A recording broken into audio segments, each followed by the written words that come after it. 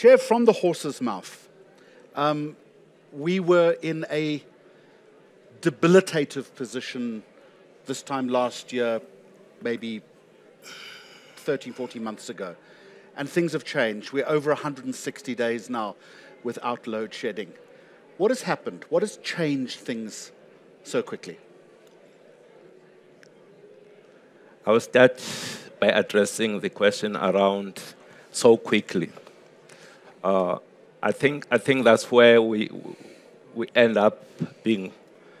When we analyze this, we end up in a wrong space because we think that this is something that has happened overnight, so quickly. It's magic. It's none of that. This has been a work that was started from October 2022, when this new board was appointed, and it embarked on a very deliberate effort to try and understand what the problem was. And together with management, we were able to get to a position where we realized that the way that the problem was defined and the solution that was being implemented were wrong. So we then came up with a new problem statement, which then resulted to a new solution. And we then put together a plan linked to this new problem statement of how do we then address this problem in the shortest period of time. And that plan is what everybody now refers to as the Generation Recovery Plan. It was a 2-year plan approved by our board in March last year. And we have been implementing that plan now for almost 18 months. And you are seeing the results of that plan. Very, very deliberate, intentional, focused action that was to try and get the reliability of our power stations back to the levels where they should have been. And the reason why they were not reliable is because we had not done the maintenance that is required. So that discipline of maintaining machines, you know it with your car as well. If you've got a car, I don't know if you've got a horse, I don't know how you do it with a horse. No, but I do have a motor plan, yeah. Chair, so. Yes. so you know that if you do that and you do that effectively, you will be able to get the reliability of your machines up. And that's what we've done. And what many people have not realized, I mean, it looks like it's immediate because we went through a huge amount of load shedding and then there was no load shedding. But that area, when we were going through huge higher stages of load shedding, it was largely because we were doing maintenance. We're taking the machines away for maintenance, which means those machines were not available to produce the electricity that we needed. So we had higher stages of load shedding. But when they were coming back, much more reliable, and voila, this is what we see. So none of this thing is magic. None of it all of it is logical. It's how things should be when you do things in the right way. Why did it take us such a long time to get to that point? I think you're asking the wrong person because, I mean, I was not there. But I do know that Chair, when we got... with respect, you would have asked that question yourself, surely. I would like to answer this question in this way. You may remember that I said that the problem statement that we found that it was actually a wrong problem statement. So an analysis was done, and people got to a particular conclusion that the problem that was facing Eskom was that of an aging fleet. So almost everybody, in the media were always writing aging fleet, the problem of an aging fleet. And the answer to that problem was we need to retire this aging fleet. We need to not invest in this aging fleet. We need to then allow the private sector to help us with renewables. But that was the problem.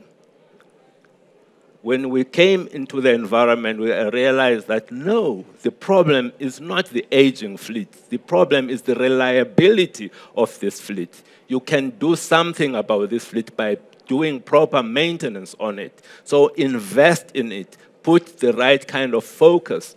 So that is a big change. You know, what was done is a big change. We started to do stuff on this fleet. Whereas the previous solution was retire, do nothing, rely largely on the IPPs. So that's really the big change. Having said that, though, and I think every single person in this room would be delighted with the trajectory at the moment, what, in your opinion, are the risks that still remain? What are the risks that still remain? You know, I said that it is a 2-year plan. In terms of this 2-year plan, there are a number of activities that we needed to do. One of them was to get Quebec to be extended for another 20 years. Only one unit has just been approved to operate beyond its 40-year life. So we need to get the second unit in Quebec approved. So the other solution that this new board brought into the equation was to come up with a temporal solution to address the issues in Kusile Unit 1, 2, and 3. In doing that, we had to bypass the unit that takes away and removes the emissions. So as we now go back to a permanent solution from that temporal solution, we need to make sure that we do execute that work in the right way. Because those 3 units alone, each one of them is about 820 megawatts. So each one of them contributes significantly to why we are where we are now. If any one of them were not to come back online, it would have an impact. So as we do that, we're planning to do that in December. As we do that, and of course, we don't think we'll have any problem in doing that, but it's still a risk, you know. So we flag it. That's why we cannot now say, it's still, hey, load shedding, there's no longer going to be any load shedding. We need to go through all of these elements. And we think that by end of our financial year, which is in March next year, we would have gone through all of these key actions that then can help us to stand in front of South Africa and say, we think that load shedding is something of the past. But until we go through these key steps, we cannot say that. One of the issues that was identified from within Eskom itself, and I'm sure that you have alluded to it as well, is corruption within the value chain itself. How are you eradicating that? With the caveat that with an operation the size of Eskom, you're never going to get rid of it completely.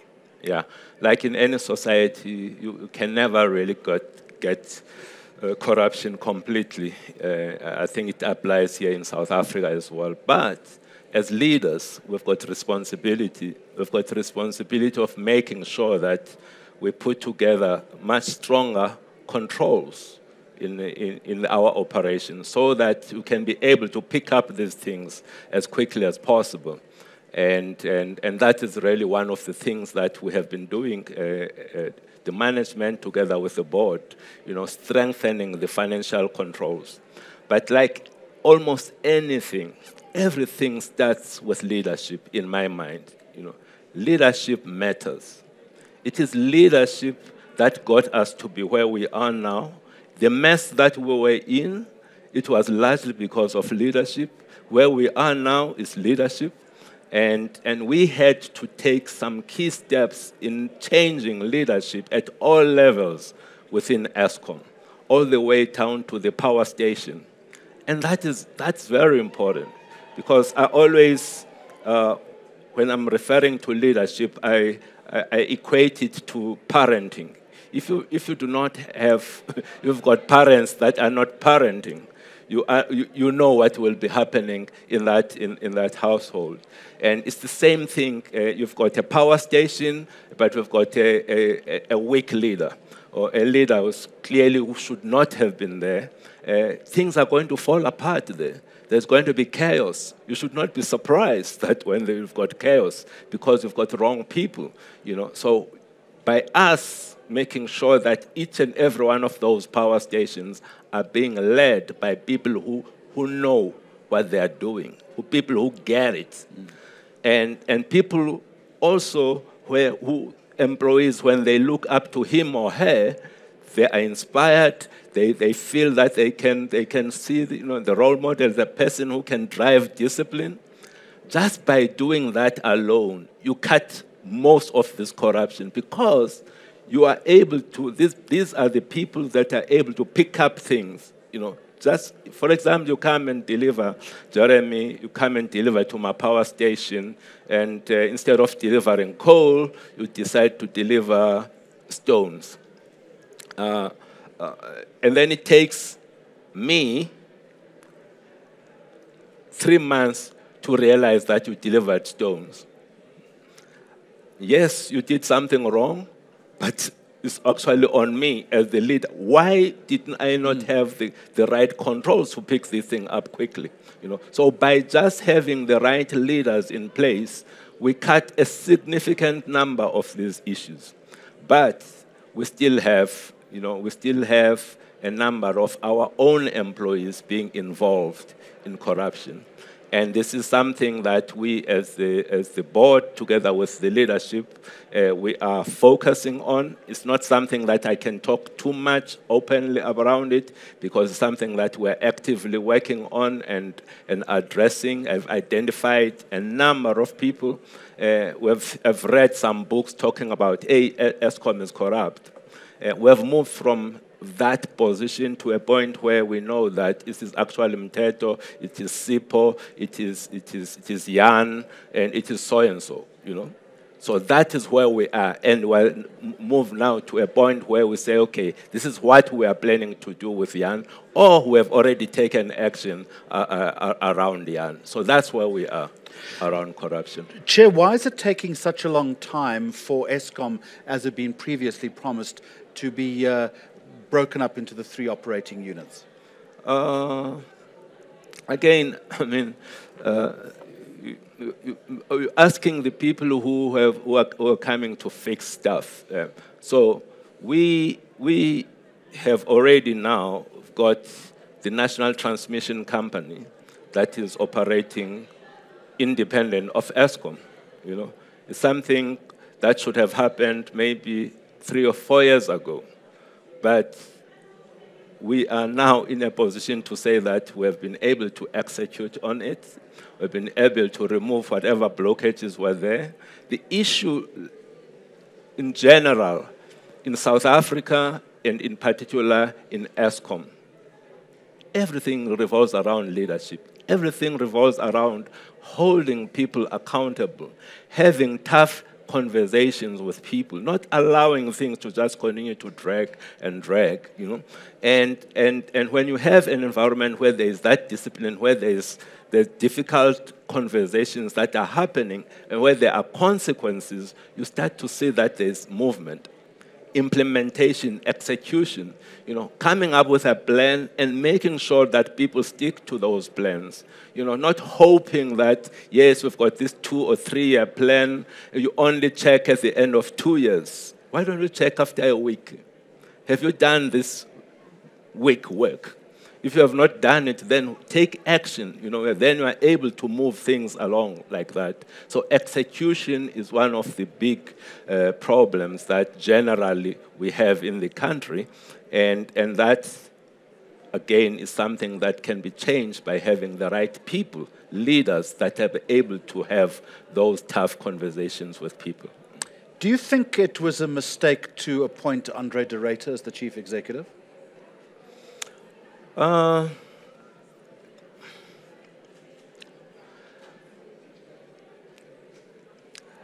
I did not have such a long time with Andre, so I cannot really comment around that. But what I can say is that when we're looking at replacing him, we had to go and look at what are the challenges that this business is facing. So, okay, we need to find someone who can be able to address these challenges. And one of the key elements... Challenges or mistakes that he'd made? No. I'm just talking about the challenges that were in the business. So the key things then we ended up saying, okay, we need somebody who would appreciate the problem itself. You know, when someone is coming up and giving an explanation, that someone can just take the explanation like it is and then communicate it up, you know, because you lack the appreciation of the problem. So we decided that we need to have an engineer, for example, was one of the key elements. You need to have somebody who, if people are feeding him or her BS, this person is going to be able to call it out, you know, be able to say that this is BS, you know, because they've got a deep understanding of the environment of the situation. So that was a key piece. The other important part of Eskom is you need to connect, you know, you need to mobilize, you need to really inspire the employees of Eskom and get those people to be behind whatever you are doing, you know. So that was an important part of it, you know, the ability to unlock we've got 42,000 employees in Eskom, and those people want, if you lead them in a proper way, they can do wonders like they are doing right now. You know, in my own belief, people always rise up to the level of our expectations of them. You know, they rise up to the level. If we expect them to be stupid, if that's how we view them to be stupid, they won't disappoint you at all.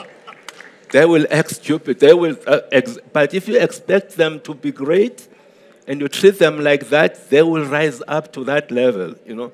But that's leadership, you know, the ability to connect and get those people, mobilize them in such a way that they can reach beyond their reach.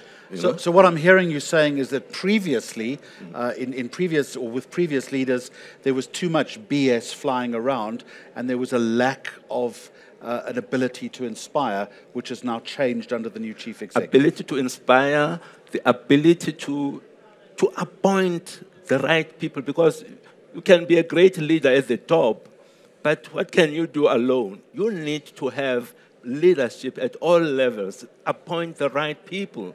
You know, that is very important, you know. The ability to hold other people accountable, not be afraid to say, hey, man, maybe you should go and work for, you know, don't work for us, go and work for, I don't know, a competitor somewhere there, you know. Have those discussions with people, you know, and that has been like, that's why I say leadership matters, you know. So many mistakes, Chair, over the past 10 or 15 years, and it's people in this room, small business owners, that have been paying the price for that, haven't they? Yes, yes. I mean, the good thing about, they say that we all make choices, but in the end, our choices make us, you know. And by that, you know, where we are now as a country, it's a reflection of the choices that we have made, you know. Where Eskom is or was, it's a reflection of the poor choices that we have been making. But the good thing about what I'm saying is that we can make different choices that lead us into a different place, you know. So yes, yes, we can look back and say, yes, it was a painful past, but we need to learn as a country out of this mistake. Let's make sure that we make different choices going forward. One of those choices, for example... As long as Eskom, chairs, learn from its own mistakes as well. Don't worry about us. we have learned from our mistake for sure. Don't worry about us, and we have learned. With the caveat that the job of a board is oversight, Yeah. I would be interested to know how involved you and your board are operationally, given accusations in the past about too much interference. Yeah, when we joined this board, this board was appointed, we were very clear from the word go that we're not going to be a disengaged board, a board that sits once a quarter, look and hear what is being told, and then just, do whatever. We could see that we're facing a crisis. So we needed to act that way, which means we needed to understand what the issues were. And we told ourselves that we were going to be an engaged board. An engaged board is not a board that is overreaching, but it's a board that informs itself of what the issues are. It goes and talks to the power station, creates a platform for the power station general managers to talk to them so that we can understand what the issues are. So we're that board, but we are so clear around governance. There needs to be a space for management. We are not management. Our responsibility is to hold management accountable, and our responsibility is to guide management, and that's what we did. But of course, if you are living in an environment where you have always been the one who has solutions, you will be uncomfortable when you have got a board that is asking difficult questions. And we don't apologize for that. We ask difficult questions, and we'll continue to ask those difficult questions. We'll continue to also, if management feels like, if they're not doing the right thing, we'll hold them accountable. And that is what the board does. But we are not management. We are clear about that. What is the current size of Eskom's debt? It's probably sitting at about 450 billion rand. Yeah, that's the size of the debt of Eskom. How are you going to pare that down?